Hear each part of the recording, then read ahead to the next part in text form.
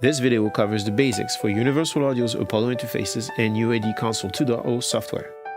I will be using an Apollo Twin, but the principles apply to the entire Apollo lineup. First, you need to know that the power supply is lockable, which is great because it prevents you from pulling it, but there's a trick to it. So when you plug it in, make sure you go all the way down and twist.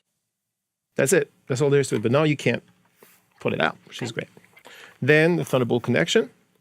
And let's look at the inputs and outputs. This is your headphone outputs. This is in case you want to record a guitar or bass. It's a HiSy input. It acts as your DI. You don't need a DI. It's built in. And then in the back, this is for your microphones. You can have up to 2 microphones, or you can also use these inputs since they're combo jacks. You can plug in a stereo keyboard in it. And then you monitor outputs for your speakers. And then this is an extra pair of outputs in case you want to do reamping or fancy stuff like that. And there's also an optical in if you want to extend more inputs. Today, we're just going to do a quick vocal and show you how to set yourself up so you can do your vocal at peace and never have to deal with someone like me again. So this is the UAD Console 2.0, and I'm going to show you how it works because you will spend quite a bit of time here getting your tones. If you're using an Apollo or the Apollo 16, you'll see additional input channels and routing options. But again, the basic principles apply to all Apollo interfaces. This is an abstraction of what a Twin can do. So these are your inputs, and this is your monitor section. On the input side, as you can see, 2 inputs. You can make them mic or line, as I showed you when I showed you the inputs. You can also do it here, by the way. You select preamp, and you can say mic or line. So you can really do it in a tactile way, or you can do it with your mouse. I like to do it tactile way. The cool thing also is that when you plug in your guitar in here, it knows, and it will switch automatically to the DI mode. You don't have to do anything. This is your monitor section. This is where you decide what you hear. For example, here, this is your main speaker level, which, by the way, you can also control from here, which is nice. And then here you can decide what you listen to, what sources you listen to. You can mute them. So basically, this is command center for the Twin for what you listen to. Here, these meters here, you need to know these are output meters. This shows you what you send out of the Twin. The Apollo Twin lets you use plugins in real time on your vocal while you're recording. So you've used plugins before. You put a little reverb on your snare drum in your DAW, and you go psh. So for example, say you're plugging your microphone into the Twin and you want to sing and you feel like you need a little compression. You can take a compressor, say for example an LA2, which is a classic for recording vocals. Now this is going to affect your vocal in real time without latency, no delay. You'll be able to hear yourself just as if you were using hardware, but in software. Great. Here on the right, you need to know this.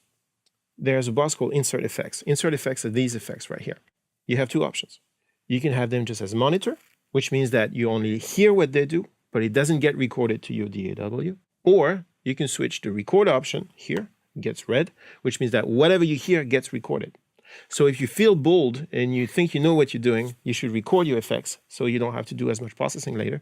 Or if you feel a little tentative, or maybe you just want to record a very clean signal and do the effects later, you have to be on monitor. So you have to understand what this does. In Console 2.0, you also have the option of setting the Insert Effect Record Monitor function on an individual channel-by-channel basis, which means that you can actually decide on an instrument basis whether you're recording the effects or just listening to them, which is very practical. So these are the basics. Let's do a vocal pass so you see how it feels in action. Right. I'm going to plug everything back in, your headphones. And then these are for your monitors for listening later. And plug the microphone. And how do I adjust the gain on the microphone? Very good question. You have 2 options. You can do it the tactile way and you can do it the mouse way. Okay. I like the tactile way. You hit preamp and then you can choose either channel 1 or channel 2. And then you can choose your input to be line or mic. Obviously, this is a microphone.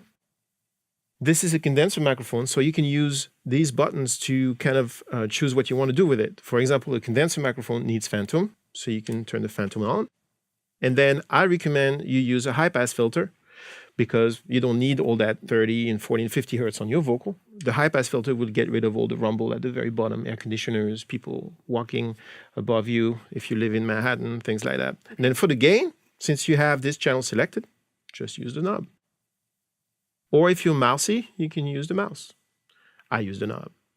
So you have your meter right here, and you can adjust your level singing in the microphone. looking at the meter, and then since you're economically well set, you can adjust your level while you're looking at the meter like this.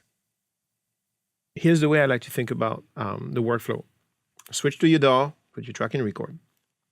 The way I like to function is I like to make sure that my background track is at the right level. Okay. And then once I have that right level in my headphones, then I adjust my microphone gain. Okay. Okay, so let's do that. So put your headphones on. Okay. And as you know, this is your headphone control because you have headphones selected here. Got so it. you can set your track to go and pick your level. Okay.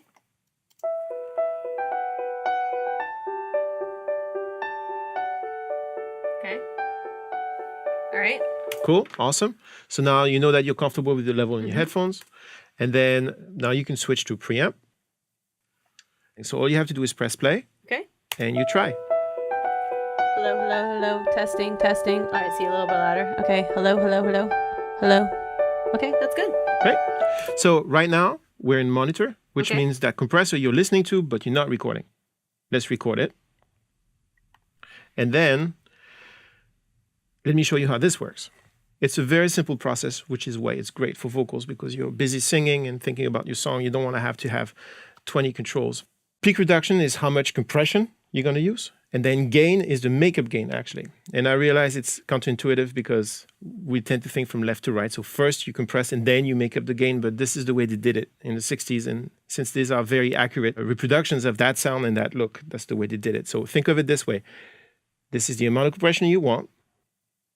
And this is the gain after, if you need to add gain because you compress a lot. I recommend you do not compress too much. Okay. So what about reverb? What if I want to add some of that on? Okay, good question. For reverb, there's two ways. You can put a reverb plugin right here after your compressor, for example. Okay. You can hear it, Yes. but that means it's going to get recorded. Yeah. Okay. So if I don't want to record it If you don't want to record it, and add it later. you can use this console system. Okay. This is laid out like a regular console. So you have aux sans, and then you have Aux receive. aux receive right here. Okay. So this is your reverb.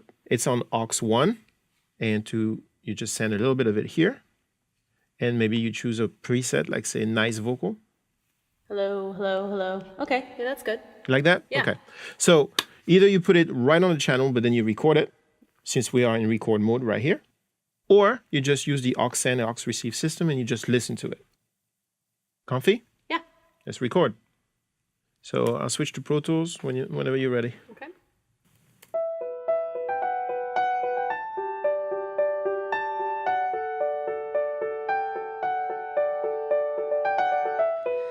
Gilded promises we never kept.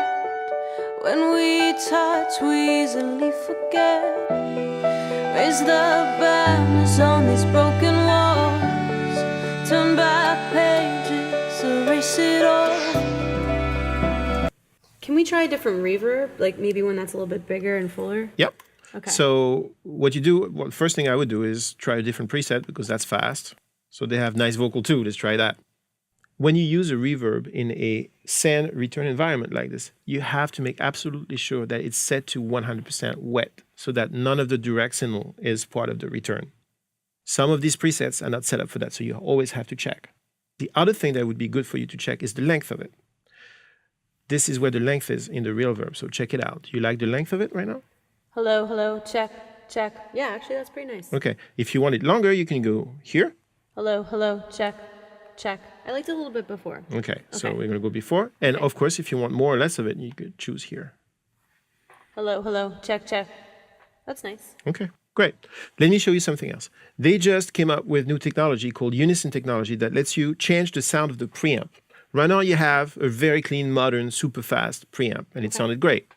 You can dig a little deeper and use some of old school microphone preamp emulations that they come up with. This one comes with the Apollo. It's called the UA610B. And that's an imitation of an old 60s preamp that sounds really smooth and very round. And so you can really model the sound of the box to your liking. So how does this sound, for example? Hello, hello, hello. Oh, that's nice. Actually, that's cool. It's Okay, different. great. The great thing about this is you can shape the tone of the box to your liking. So for example, you could use, say, Unison technology and have this older, more vintage sound for your lead vocal. All right. And then maybe use really clean, modern, no emulation for your background vocals. Okay. The other thing that's great about this is that the UAD console lets you take a snapshot. So I can take a snapshot of the whole console. Preamp, compression, reverb sands, reverb type, everything can be saved. So I can call this, for example, Amber lead.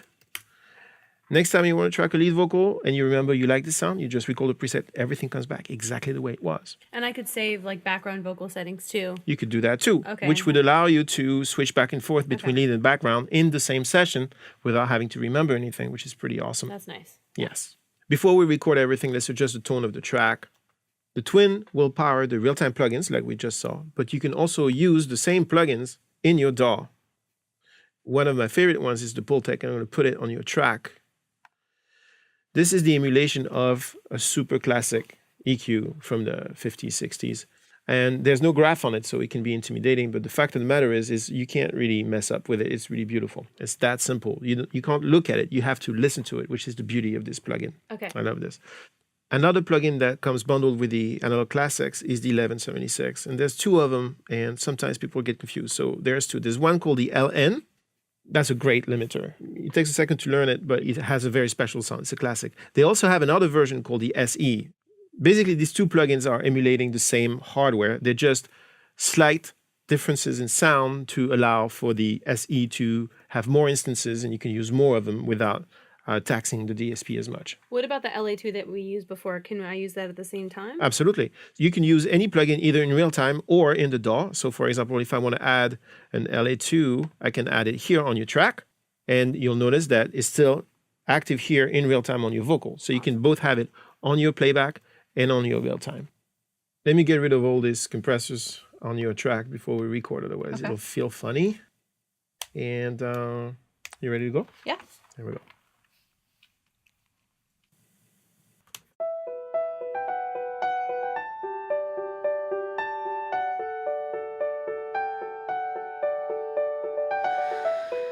Gilded promises we never kept. When we touch, we easily forget. Raise the banners on these broken walls. Turn back pages, erase it all. Don't you remember? We let it fall. We let it crumble into I can't recall. Don't you remember? We let it burn. We leave the ashes knowing we will return. How long will we sleep on ruins? Wrong holes, the royalty we raise. One song to the same old music in this masquerade. So let's not dig around for what we used to care about.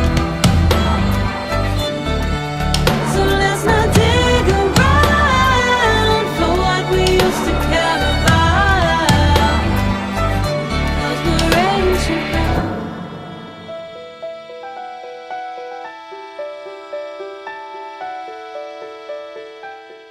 Cause we're ancient now.